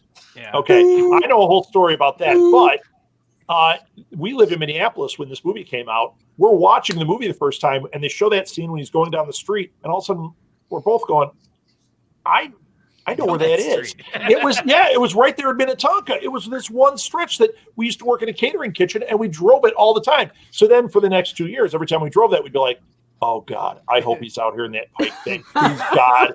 And then I worked with a guy that actually worked with him on another film and was like, oh, I know him. And he said, yeah, he's a weird dude. And then they put out another film about 6 Days in Roswell, which is not nearly as good, but it's all, they sent him down to Roswell, and it's not that great, but same guy. I love Rob making fun of the Trekkies. Meanwhile, he was the guy from Jingle All the Way holding his ball. Yeah. So speaking of I'm actually DVDs, surprised you because you said, Rob, that you won the DVD, didn't you? From so they didn't send you a Turbo Man gift certificate instead? They sent me nothing. I won it. I won the thing. They had a trivia contest, and it was all about indie film, right? And this is back, so I go online, and this is I'm so old. This is like, I had to hang up the phone first. Oh yeah, it's like don't call anybody. I'm going to do a contest. And I went on, and it was 32 questions, and I'm just like bam, bam, bam, bam, bam. I answer them all. I'm like, yeah. I go the next day because it said there's going to be a contest every day. Same contest. I end up winning. And I called because there was a phone number back when they had phone numbers. And I said, oh, I won. You had to call to tell them your address. And I said, that's so cool. And the guy says, oh, you're the guy that won. I was like, yeah. They go, yeah, you got all 32 right. Like, yeah. He goes, yeah, well, we made a mistake. We were supposed to do one question a day. But the first day they accidentally put all 32 on, and you answered them in like under 5 minutes. How are you not going to win? I'm like, yeah, I won. Do you know what? I've got a similar story to that, Rob. When back in the day, Warner Brothers built a brand spanking new cinema, and they had this mobile radio station set up. And I walked down because it was near where I lived at the time, and I took the number on top of the building, and I tuned in the radio. And then they started doing competitions a day. I kept phoning in, and I kept winning. In the end, they were going, "Is that Jamie Burns?" I was like, "Yeah." And they went, "Look, you've won the jacket, you've won the tickets. Can you think of someone else?" And I went, "So I went, I'm John Burns, my brother." Then I went, "Like Edwin Jolly, my mate." I won so many things on that show that I even won tickets to the premiere of Batman and Robin because they had that. Well, that's not right at all. At the time. Yeah, Meridian. But the thing is, when I queued up and I bought myself a tuxedo, and I was in the queue like this, and my dad dropped me off, and there wasn't a t-shirt and shorts, and the news people went straight up to him and went, "Hello, have you come for the film?" And my dad went, "I don't even know what Batman is. What is it?" Oh my god. And when we went into the theatre for the showing, as soon as the title started, Val Kilmer just got up and just left. It just left. In the moment the title started, gone. I was like, "Well, I've done my obligation, sir. I'm going." I was like, "What the hell is this? Here's your tickets." Well, you want to know some interesting box office facts? Is that in the UK it actually didn't do well. The Full Monty beat it out at the actual box office. It only went on to become a huge seller on DVD. It is good film. Full Monty is. Yeah, I like the Full Monty as well. Apparently, this was released in the UK around the time that Princess Diana died. Yeah. And so there was that reference. There was a reference in the movie about like kidnapping Diana or something like that. No, it was that Prince Charles would have it. That's what it was. Blackmail. Yeah. And in the Full Monty, there is a reference to Swedish penis bumps. As it should be. That movie makes more sense. Well done, Charlie. Well done. Yeah, actually, the super connected. When Austin Powers was released in England, the Prince Charles Lady Di scene was cut from the British release because it was so close to what had happened to her. So Jamie, what did they call the spy who shagged me over there? They couldn't use shagged, right? Yeah, that's what they called Did it. they? That's like old terminology. Oh, absolutely. Yeah, It's free love here, baby. Free love. We love all that kind of thing. Titles only get changed when it's like, oh, do they understand them or not? Now we understood it because I know where I'm going when I get my COVID vaccine. They're saying the C word over there like they're Diane. I mean, come on. Only tempting reason to live in England. If it wasn't so cloudy and small and the skyscrapers look so weird, I would live in London. Okay, Goldilocks, it's too cold over here. It's too foggy over here. It's not like Mary Poppins over here, you know. I'll tell you that now. It's nothing like that. I just want to say Charlie Esser wins a complimentary copy of the Guide to Getting It On. I'm on eBay now looking to buy. Look for it in the mail. You're supposed to read that with only one free hand. And you get 2 free tickets to Batman and Robin. Congratulations, Charlie. Both of those you need to sanitize before use. Wait, were you saying that to me or to Steve? I couldn't tell who you were looking. Charlie. Sir, you're going to leave my wife alone. Okay, who's everybody's favorite character in the movie? A lot of vagina. A lot of vagina is really, honestly, an underutilized character. I really wanted more from her. I wanted her to actually even be a little bit more proactive in the scene with Austin. You know, I understand he is an international man of mystery. What more could I was she waiting want? for him to die when he drank the sake. Yeah, she wasn't a very deep character. To me, baby. She was some she people had could so be much into that. potential. That's my thing. But yeah, just I like heard the what you blonde did there, girl, Rob she was Southgate. very unutilized. I don't deep enough. A lot of vagina unutilized. Yeah, sadly ignored. For me, I would say Dr. Evil, just because Dr. Evil's the greatest thing until Mini-Me shows up. Yep. Once Mini-Me shows up, he's a little overshadowed, but yeah. Oh, all right, Peter Vern Troyer. I have a funny story about Vern Troyer. Of course he did. So it's in his film, is it? Because he had one of those machines, but a really small one. Yeah, really small, yeah. But it had to connect to the skin, according to Charlie. No, I'm kidding. So we went to a Comic-Con way back, right when we started the network. And I mean, right when we started. I don't even know if we were a network yet. And I had Martha and Molly, and we walked up, and Nicholas Lay, who played Krychek on X-Files, was there. And Martha's a huge X-Files, so we went up to talk to him. She stood there like, and I talked to him. We're having this chat. That's the reason we did the Killing podcast, because he was on that. And he was like, oh, you should do a podcast about that. The whole time I'm having this conversation with Nicholas Lay, in the booth next to us is Vern Troyer. And Molly, who was like 7, this little Molly, is standing there like a slack-jawed yokel staring at Vern Troyer. And he's just like looking at her uncomfortably, and she's just like full-on slack-jaw. So yeah, that's our little brush with Vern Troyer. I have a very cool miniature of Dr. Evil and Mini-Me somewhere around here. It's pretty cool. I didn't know they made toys. I was just stumbled across it like last year. We can't see many. Yeah. He has the best. Enjoy the angry void. He has the best sight gag in like either the second or the third movie where he's holding the apple behind the screen. Yes. Awesome. Yeah. Oh, yeah. Like a baby's arm holding an apple. Yes, indeed.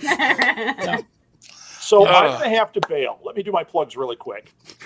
Because you had me longer than an hour, Phil. You win. Yeah, you sat there all quiet waiting for us to end, right, Rob? No, I'm going to just do a couple of Here, wait. Before you go, let me pick up all these names you dropped.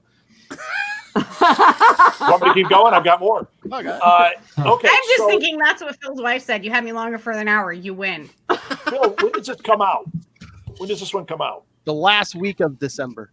So the gift guides will already be done. Thanks a lot, Phil. But we do have gift guides.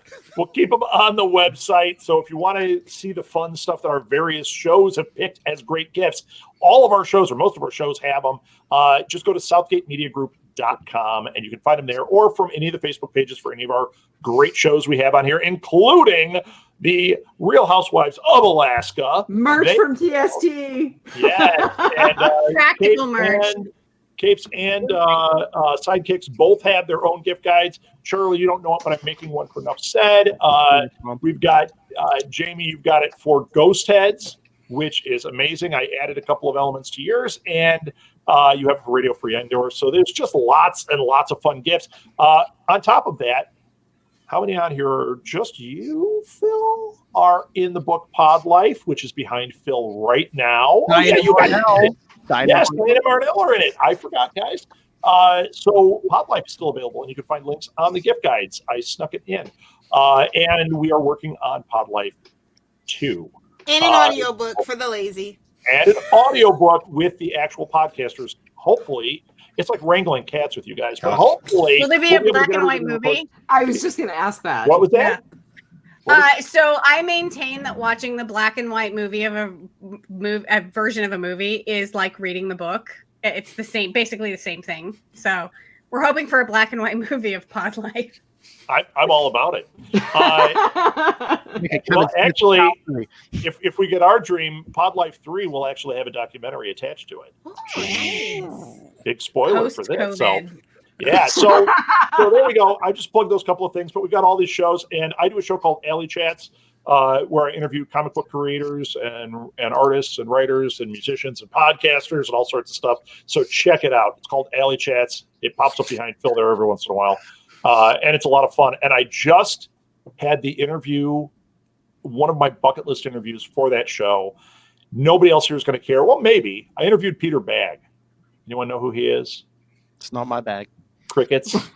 It is my bag, baby. Peter Bagg did Hate Comics. And if you guys don't know what that is, you are sorely missing. It's the funniest comic ever. And I got to interview him. So that will be, by the time this airs, that will definitely be up. And yeah, there we go. I'm done with my plugs. Listen to Read Between the Lines. Listen to Broken and Brave. Yeah. Get the Thank you for your time, Master Doom. Get the Patreon for Broken and Brave. Have you guys heard that? Marnell, did I send that to you guys? Di has listened to it. He's recommending it to me. Yes. But did I send you guys the sample page for the Patreon? I think you were going to. I'm not sure that we got it. Okay. I'll do that as soon as we're done. We have a sample page that has 3 episodes. Everybody that's heard it says that's the show. Because it's like an hour of Martha and I being jackasses or crying or not Martha. Yeah. So Martha's, honest to God, Why'd you say that name? I will write down Broken to Brave as a podcast for some of my patients to listen to. Please do. Tell Martha that. It is literally, sorry guys, it's the thing I'm the most proud of with our network. And I'm saying a lot. And it should be. I am proud of every show we have on here. All you guys are awesome. And Steve. And you know what? You're in, Steve. But yeah, Broken to Brave is, I mean, I'm going to start crying. This is one of those stupid things. Like when we talk about Women in Podcasting Festival, I start getting all weepy. So I'm going to go before that happens. But I will send you guys those links because you will. Tell the gals we said hey. Yeah. I will. Thank you guys. Everybody, you were awesome. Thank you. And for everybody but Jamie, happy Thanksgiving. Jamie, you guys, you bastards don't care at all, do you? But I do love turkey. Okay. Happy turkey to you, Jamie. Yeah, love it. All right, peace out. See you ladies.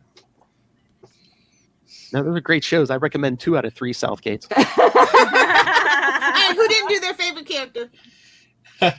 Oh, me. I didn't do mine. I have to say my favorite character is Mustafa Will Farrell, because when he goes down, he's like, I'm still here. I'm burning. I'm Then he goes, burned. Shits and goes, you've shot me. Indoors. Why would you do that? And of course, he's in the sequel as well, isn't he? And it's same thing. I'm down here. My leg is broken. I'm going to try apply a stand up. tourniquet. As is How number quotable is this movie? Like, So good. Oh man, so good. It's just so good. And of course, William Wagner. He's so good at Robert Wagner. He's so good in that film. And he's playing it straight, but. These guys who usually play action heroes, back in the day, when they play these straight roles, it comes out as like pure comedy gold. It's like a bit like Men in Black. Tommy Lee Jones. Yeah, Tommy Lee Jones. Tommy Lee Jones is playing it straight, but he's great. I mean, it's so good. Yeah, that's my favorite. All right, anyone else? I'm gonna. Go ahead. Oh, go ahead. No, Diane, ladies first.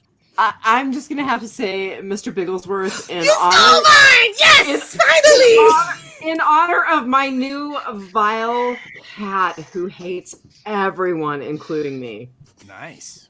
All she does is hiss and growl. Fluffy Mr. Did you name her Lilith? Did you name her Lilith? That's all I need to know. So she's somewhere between Mephistopheles, Maleficent, Baphomet, Medusa, Katniss. I don't know. Lilith is in there somewhere, but really, honestly, it's got to be something vile because she's vile. She's kind of my familiar. She's my spirit animal. Yes, you didn't disappoint. Somebody mentioned Mr. Bigglesworth. Yes. Yeah. All right. Sorry, Steve. Go ahead. I was gonna say probably for me it's Scott Evil. Seth Green! Scotty! But the question is, does Scotty know? If anybody gets that reference. Scotty doesn't Scotty know. doesn't know. Scotty doesn't know. No. We do it in my church on Sunday. I've got a little bag of shh. Yeah, that whole scene was improv by Mike Myers and Seth Green. Another thing we redid in the sequel. Zip it. Was the Zip it was better, if you ask me. Oh yeah. So was the whole Caesar Milan thing with with animals, was that a thing already by the time this movie was made? I don't think so. I don't know. Because I was wondering if it came from that. Maybe I don't know. That's a good question. Mike Myers, you might want to send your lawyers over to Caesar Milan if you're listening, sir. No, Seth Green will always be Oz from Buffy for me, but he's Chris Griffin, you uncultured swine. Chris Griffin, There was 100%. so many Family 100%, Guy yeah. people in this movie. No, Seth Green will always be Kenny Fisher from Can't Hardly Wait. Oh, okay. I'll allow it, Steve. Just this one time, I'll allow it. That's an excellent 90s teen movie. Yeah. I was going to say he's that guy from Scooby Doo Part 2, but I can't remember his name in it. Anyone else do their favorite characters? I think we got everybody. Yeah, I think we got everybody. Yeah, I think we have. Yeah. Oh, did Charlie? we? Did we? He's gone. Yeah, Charlie. Phil, except for Phil, right? Yeah, Phil didn't say. Thank you. Wait, you're looking at me, right, Marno? Okay, yeah. Sir, if you insist upon insulting my wife, we will have a physical altercation. Oh no, you're end up buried in that backyard with all your ex-boyfriends. They're just buried there. If you put endangered plants over the top of them, they can't be It's illegal to dig it up. Believe me, I know, sister. I mean, it's already been said, but in this movie, I think Dr. Evil's probably my favorite. Yeah, he is Just pretty groovy. Probably gets most of the comedic. I love that Austin Powers played both the hero and the villain in the movie. I love it. Oh no, that's the next one where he's like, "I'm your father," right? Because it's like, wait, really? No. Well, in the third one, he turns out to be his brother Dougie. So yeah, exactly. Which I don't believe. It's all a lie. I'm sorry, it's a lie. I don't accept Would it. you say the resemblance? Would you say that foreshadowed not Spectre when the guy turned around and said, I'm his James Bond's brother, and I went, oh god. Yeah, but exactly. same thing though, isn't it? In this So one, they though, must have watched that and gone, yeah. Dr. Evil was like, we're more alike than you know, Austin Powers. They're clones. That's the only acceptable 90s thing. They're clones. They're not brothers. They're clones. Yeah. It's always clones. Always clones. Attacking the clones. Send in the clones. And on that note, Phil, let's that get a grade note- from everybody. That always means Lilith is sobering up. So we have. Lilith pro tip, yes. Anyway, I was going to say, did we actually talk about this film? It's all about We did. We talked about the good bits. you know what? I could care less. I mean, we should just always just get together every so often and just shoot the breeze. Just have a general topic. Although I know Lilith and I were talking, we want to do Office Space one day. Oh, that would That'd be good. Yes. That'd be good. I think they should just be quintessential 90s movies at this point. Should be the tag for that. Yeah. Now, Phil, if we do Office Space, will there be a certain required number of flair we'll have to wear? If you want to do the minimum, it's fine. But do you really want to live a minimum life is the question, Steve. I thought you were talking about it. We're going to have to bring our own stapler. I actually have that stapler. So, the red swing line. Swing you line. Know that they had to make it Yep. because Swingline didn't have a red stapler when the movie came out, and then they got so many requests for one that they made one. Yep. Yeah. $20 on Amazon. Best $20 I've spent on fandom merch in a while. I've never even heard that film.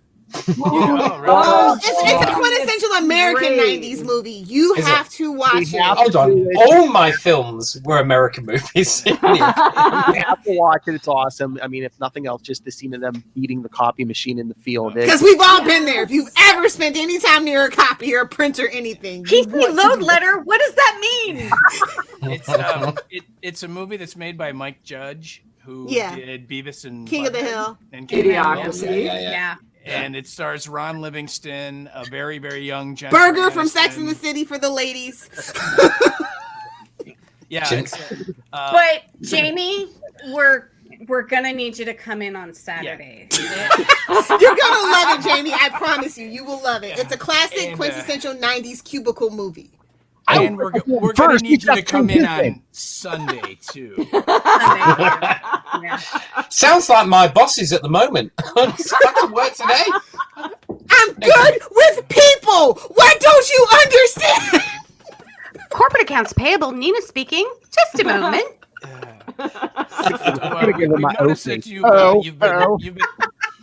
Oh my God, Phil, that needs to be an outtake. That's great.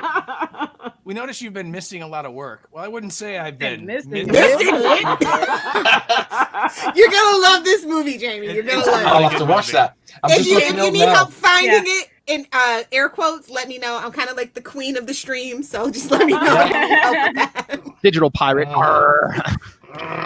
Getting ready to be a real life pirate if 2020 keeps testing me. Just hitting the high seas, guys. Doesn't want to be a pirate. I hope you want to live on a houseboat. Lilith, if you could just get me some more rum, that would be great. Yes, because it's always gone. Captain Morgan. No. Sailor Don't Jared. be basic, Philip. No. If you guys are gonna be pirates, one of you is gonna be Captain Morgan. Captain Marnie. I'll allow it. So let's give grades and then we can give plugs. Let's do a grade. Swallow, Marnell. That's my line, sir. Oh! Nobody tell Rob.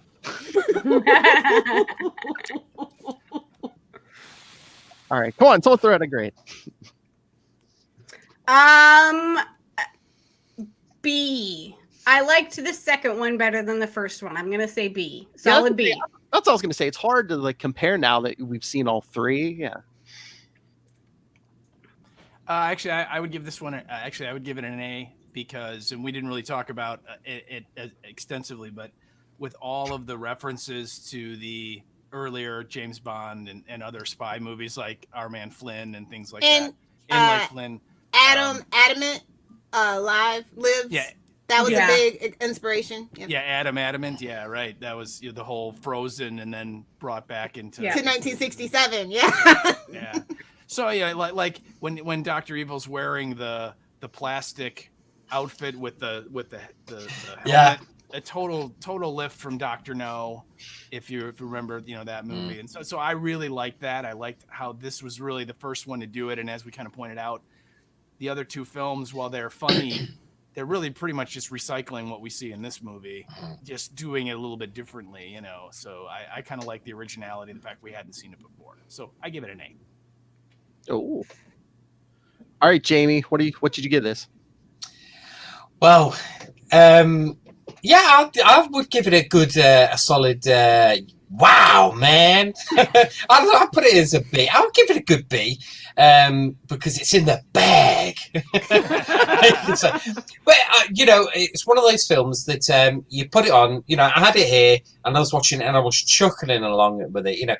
And one of my favorite scenes, Rob actually said was one of his favorite scenes, was with the little golf cart going around as that always springs to mind. There's so many gags in it. Even like, do you know when Dr. Evil was in that meeting with all the other guys with his son?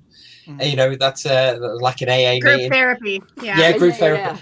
When Dr. Evil's like sitting there looking at people, there's a guy who says his story. It was the way he's looking at him like, you know what I mean? I was thinking, those slight things I like look of, and it's great. Plus, it's just kind of hat without the suit. That's what it is. You know what I mean? It definitely is. So yeah, solid B. I like it. Yeah, it's great. It's great, baby. Great. Jamie, I liquidated the group. They were insolent. Insolent. Insolent. Yes. Consequent. No, I can't even say it. So. My childhood was inconsequential. I love that whole That's it. dialogue. I love that. That whole monologue was Yes. great. Yeah. My mom That was a is rare. 15-year-old French prostitute. Lessons. I'd love to see I would love to see outtakes for this film, especially with guys Me like too. Mike Myers and Robin Williams and stuff like that. Sometimes the outtakes would make a movie, and I bet you there's so much in this movie that are great. If he's still strapped for outtakes. cash, we could probably just hit him up on Twitter like, hey, you should make a special edition bloopers wheel for the Austin Powers. Do you know we should get him on? She get him on because they're all sitting at home doing nothing now. He might have a podcast like every celebrity ever right now. God, wouldn't that be a Rob good? has them on speed dial. They were like this. We can get Hey, it. yeah. So we're setting up a comedy troupe. Yeah, that's half the What whole about movie. you, Diane? Yeah. You don't know me, but you know Rob. Yeah. Get him on. So I'm going to give it an A, and I'm going to give it an A for two reasons. Selfishly, because it made me laugh, and it's been a lousy couple of weeks. So something that made me laugh has been, I'm grateful for it.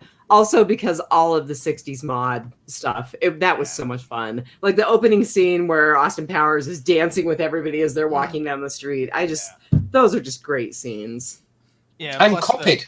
You know what I mean? It's been copied since then on many My TV cheerleading shows team and actually films. copied for one of our opening routines for it was like some basketball game or something. We actually Oh, that's copied that awesome. opening scene. Yeah. That's awesome. Yes, she was a I made them do it. I was like, we're doing this. I'm sorry. You're just gonna have to deal with it. Oh, it is brought in. Nostalgia goggles on is definitely a solid A+. Nostalgia glasses off, just in general of being a good fun movie, it's a B+. Because like I said, it's great to start the franchise, but the second movie is the best movie in the trilogy, hands down. Yeah. Yep. Yeah, I mean, it was.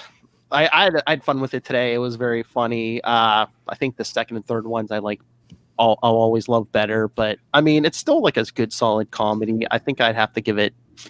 I don't want to Better than Wayne's World, which threw me off. Yeah. I remember liking Wayne's World a lot more, but I now don't know about Austin that. Powers has stood the test of time a little better. Oh yeah, I mean, I still give this 4 out of 5 Charlie Esser penis pumps. Swedish penis pumps. that Swedish craftsmanship, like IKEA. Whoa. No. I swear to God, you guys. IKEA's not real wood. Someone needs to send me Charlie's address because I'm sending him that book. I am not kidding you. I will do it. Because I was playing. Do it. I'm mailing out Christmas cards. I'll get his address, and when I get Do it, I'll give it to you. Yes. Do it. It's one of my favorite books anyway. Anybody who has a sex life, not that I have one, needs that book. But and I thought Diane was gonna go Oprah on us. Yeah. Like, you get a penis pump. You get a penis pump. no, but you may all need a copy of the guide to getting it on because it is the best sex book out there. I could Photoshop it so it's got Charlie's face on it. Doing that. Oh, Charlie Esser's guide to getting it on. Yeah. the scene. Get it on a Christmas card. Put it on a book send it. cover. Yeah. Yeah. That is awesome. No, I'm not kidding. I'm sending him that book, so get me his address. I will. Mhm. All So right. let's do some plugs. Lil Mama sobering up. All right. Let's start with Steve. Steve, where can people find Aim for the Head? Aim for the Head lives wherever your podcasts can be found, which would be all the normal places. You're on camera, Nick. Hey, look at that. I'm wrapping Christmas presents. I'm looking for boxes.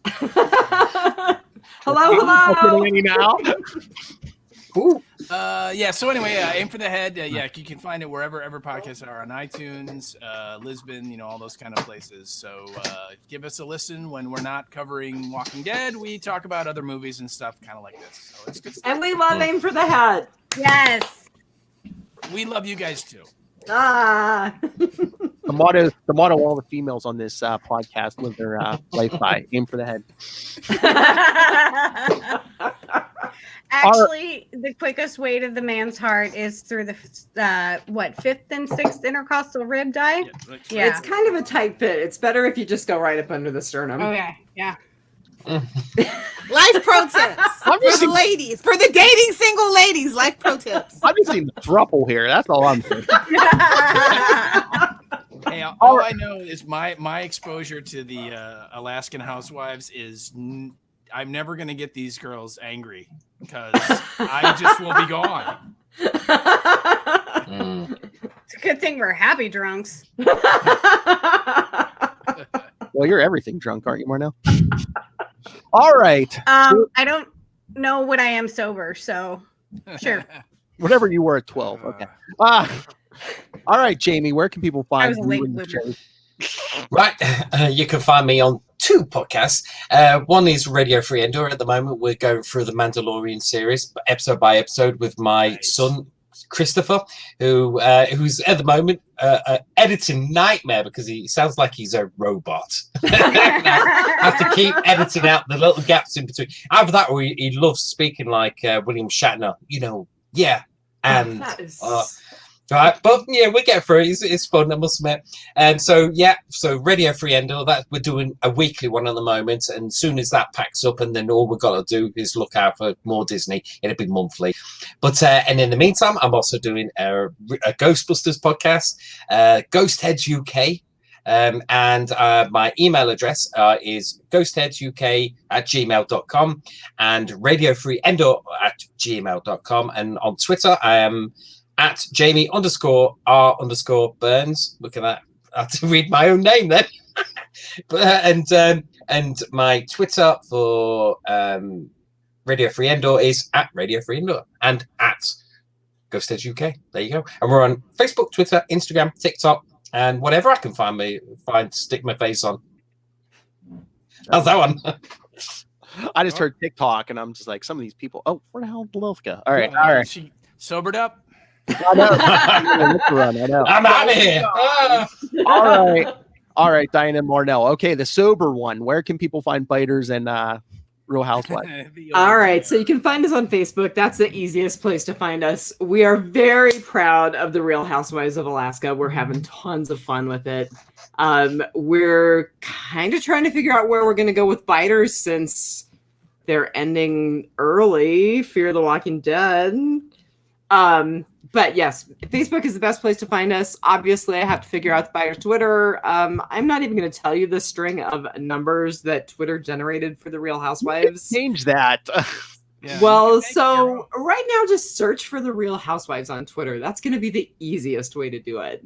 But is that based off a TV show? Is that the Real Housewives of Alaska? Is that a TV show? So there's a whole American series, the Real Housewives of New Jersey, the Real Housewives of... But Marnell decided that we are the Real Housewives of Alaska. I was just told you're just doing a podcast about rich, unemployed people. No, actually, we are doing podcasts about socially important movies. And neither of us are really housewives anymore. But we are Alaskan and we are real. So, I mean, maybe if I marry Lilith.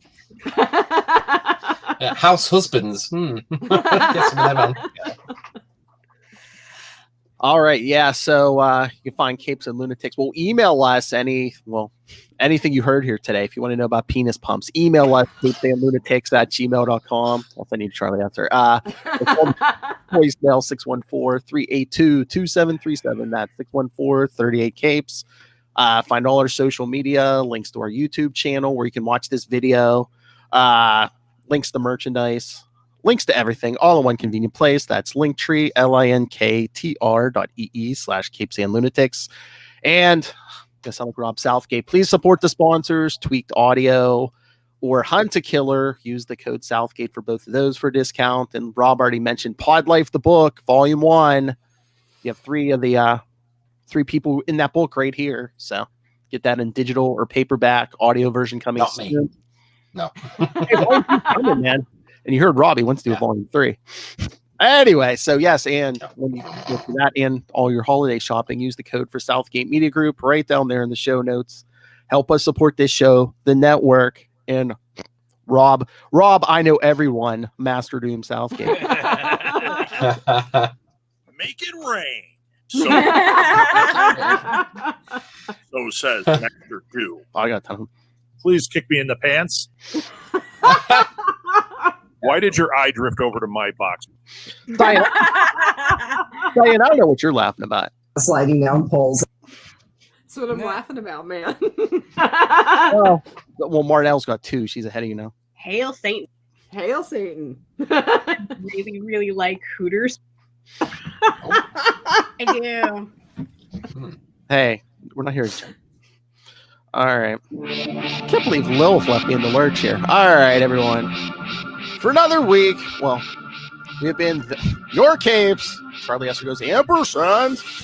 And, of course, Lilith gets the lunatics part. And lunatics. There you go. Steve, did you give a shout out for yours? I did. Me? This is what he's doing now. Oh, you both on the same one? Ah, right. Gotcha. And you can find Charlie Esser at superconnectivityblog@gmail.com. Lilith Hellfire at Lilith Hellfire. On Instagram, she's at Lilith Hellfire 86, and she has at Lilith Hellfire 69. And she's on TikTok. And she's on TikTok with her wife. Oh. Marnell's latest obsession. Don't give me that eye, Marnell. Yes. How'd you get on TikTok? I thought it's all banned in the US now. Is it not banned? Oh, We threw that guy out. We're still working on throwing that